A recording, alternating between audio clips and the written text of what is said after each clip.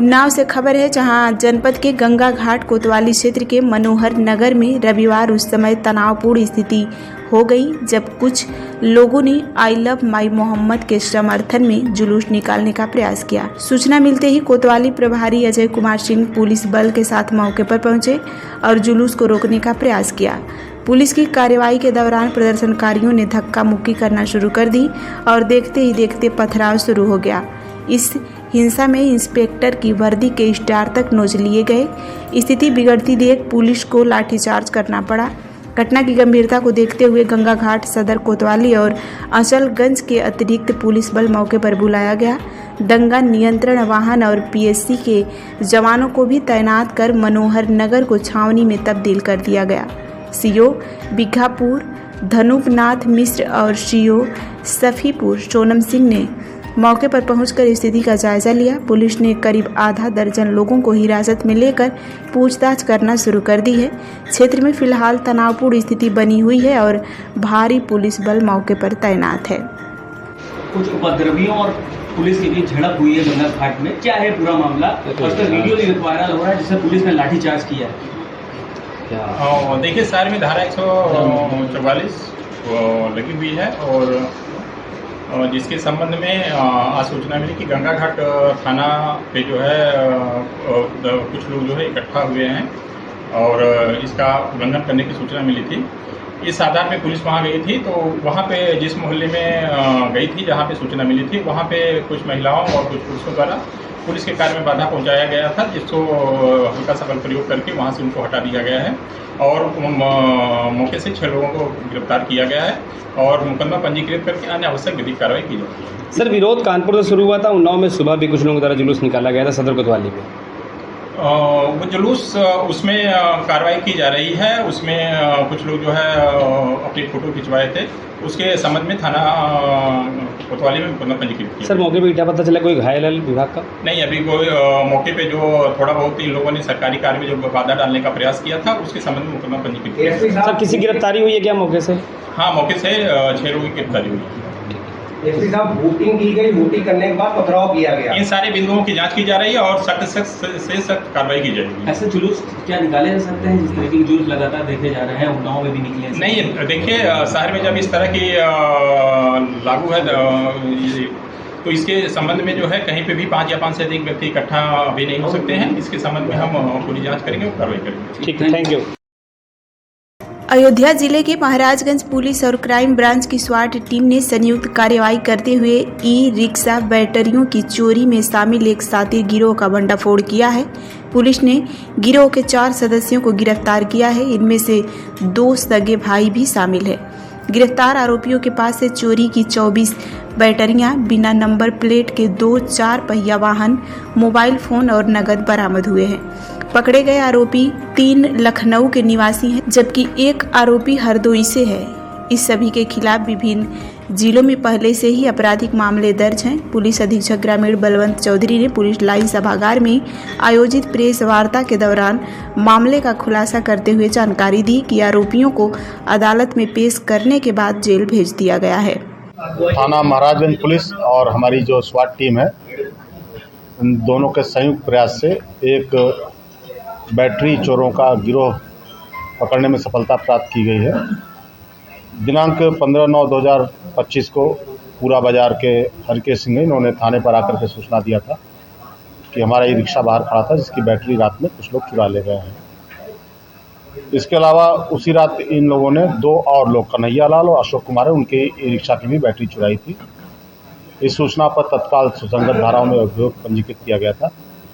Operation Trinetra के तहत लगाए गए कैमरे और सर्विलांस के माध्यम से जो अज्ञात चोर थे इनकी तलाश की गई, तो हमारी टीम द्वारा इस गिरोह के 4 लोगों को पकड़ने में सफलता प्राप्त की गई है।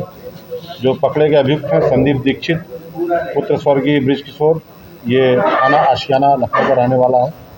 दूसरा अभियुक्त संजू दीक्षित, ये भी उसका भाई है जो कि ये भी थाना आशियाना का रहने वाला है। तीसरा फ़हीम पुत्र वसीम, निवासी औरंगाबाद खालसा थाना आशियाना का रहने वाला है। और चौथा आरोपी रिजवान खान पुत्र सुलेमान खान, निवासी संडीला इमलियाबाग थाना संडीला जनपद हरदोई का रहने वाला है। इन 4 लोगों को पकड़ने में सफलता प्राप्त की गई है। इनके पास से जो चोरी गई बैटरियां थी उनमें से 24 बैटरियां बरामद की गई हैं। इसके अलावा जिन गाड़ियों से यह आते थे अपराध करने के लिए, जिनमें एक औरा गाड़ी थी तथा एक और अन्य 4 पहिया गाड़ी वैगन आर टाइप की थी, इन दोनों गाड़ियों को बरामद किया गया है। मोबाइल और कुछ पैसे भी बरामद किए गए हैं। इनसे पूछताछ में और पता चला कि इनके द्वारा दर्शन नगर में और इनायत नगर थाना क्षेत्र में भी ई रिक्शा की बैटरियों की चोरी की गई थी। वो बैटरियां भी इनके पास से बरामद की गई हैं। इस प्रकार से पूरी टीम द्वारा एक अच्छे गिरोह का, जो कि काफ़ी दिनों से अपराध कर रहा था, उसको पकड़ते हुए इस पूरी घटना का खुलासा किया गया तथा बैटरियों की बरामदगी की गई है। क्या इनके साथ और भी कुछ लोग हैं, पता चला सर? नहीं, अभी तक इन 4 लोगों का गैंग पता चला है पूछताछ में। इनका आपराधिक इतिहास, इसमें से 3 लोगों का अच्छा आपराधिक इतिहास है, जिसमें से ये संजू दीक्षित, फहीम का और तीसरा रिजवान खान का। इनके विरुद्ध जनपद लखनऊ में विभिन्न थानों में अभियोग पंजीकृत हैं। इस संबंध में जनपद लखनऊ को भी पत्राचार किया जा रहा है कि इनके हिस्ट्री शीट खोलते हुए इन पर निगरानी रखें। बिजनौर से खबर है, जहां थाना नजीबाबाद क्षेत्र में जफराबाद कोट द्वार मार्ग पर उस समय हड़कंप मच गया जब सड़क किनारे एक जंगली हाथी आ गया। हाथी को पास से गुजरते देख राहगीरों के हाथ पांव फूलने लगे और उन्होंने अपने वाहन तेज से भगाना शुरू कर दिया। इस दौरान कई लोगों ने हाथी का वीडियो बनाकर सोशल मीडिया पर वायरल कर दिया, जो तेजी से लोगों में चर्चा का विषय बना हुआ है। गनीमत रही कि हाथी ने किसी को नुकसान नहीं पहुंचाया, लेकिन जंगल से निकलकर आबादी की ओर हाथी के आने से लोगों में भय का माहौल है। स्थानीय प्रशासन और वन विभाग की घटना की जानकारी दे दी गई है। मध्य प्रदेश के बैतूल से खबर है, जहां जिले के गंज थाना क्षेत्र अंतर्गत मलकापुर रोड पर हुई नगरपालिका कर्मचारी दीपक पवार की हत्या का पुलिस ने सनसनीखेज खुलासा कर दिया है। पुलिस ने इस मामले में 2 नाबालिग आरोपियों को गिरफ्तार किया है, जबकि तीसरा आरोपी अभी फरार है। पुलिस अधीक्षक वीरेंद्र जैन ने जानकारी देते हुए बताया कि 17 सितंबर 2025 को दीपक नशे की हालत में अपने रिश्तेदारों की मां के प्रति अपशब्द कहे थे, जिसे नाराज होकर 3 नाबालिगों ने मिलकर उनकी चाकू से हत्या कर दी और शव को खेत के किनारे फेंक दिया। घटना का खुलासा तब हुआ जब 19 सितंबर को मलकापुर रोड पर एक युवक का शव बरामद हुआ। शिनाख्त मृतक की मां निर्मला पवार ने की। उन्होंने 2 दिन पहले बेटे की गुमशुदगी दर्ज कराई थी। शव पर सिर, गर्दन, छाती और हाथ पर धारदार हथियार से हमले के निशान पाए गए। पुलिस ने scene of crime unit of dog squad की मदद से साक्ष्य जुटाए और धारा 103A BNS के तहत मामला दर्ज किया गया। 22 सितंबर को मुखबिर की सूचना पर पुलिस ने बाजपुर रोड पर घेराबंदी कर 2 अपचारी बालकों को हिरासत में लिया है। पूछताछ में आरोपियों ने हत्या की बात कबूल की है। घटना में प्रयुक्त चाकू और मृतक की पल्सर बाइक भी बरामद कर ली गई है। दोनों आरोपियों को किशोर न्यायालय बैतूल में पेश किया है, जबकि तीसरे की तलाश जारी है। सर, एक संदिग्ध हालत में एक लाश मिली थी नगर पालिका पंचायत की, क्या पूरा मामला है और उसमें क्या?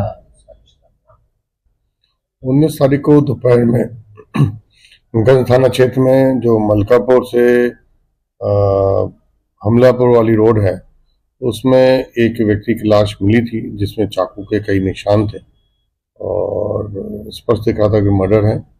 पुलिस ने उसमें विवेचना की तो ज्ञात हुआ कि जो दीपक पवार है, जो मृतक है, इसके 3 रिश्तेदार हैं जो परिचित हैं और तीनों नाबालिग हैं। उनके साथ ये बैठ के कहीं पार्टी कर रहा था 17 तारीख को, और 17 तारीख की रात को ही इनमें आपस में विवाद हुआ।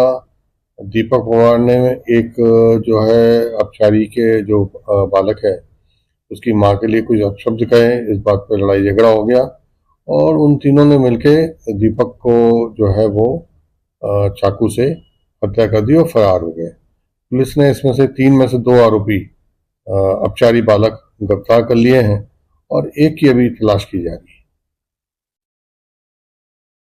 बिहार के बेतिया से खबर है, जहां स्वस्थ नारी शक्ति परिवार अभियान के अंतर्गत जिले भर में बालिकाओं के स्वास्थ्य परीक्षण का कार्य किया जा रहा है। इसी क्रम में सोमवार को बसंतपुर प्रखंड अंतर्गत मदरसा कासिमुल उलूम वगहा 1 में स्वास्थ्य विभाग की ओर से निःशुल्क मेडिकल कैंप का आयोजन किया गया। इस दौरान मेडिकल टीम द्वारा छात्राओं की हीमोग्लोबिन, एनीमिया, वजन और सामान्य स्वास्थ्य की जांच की गई।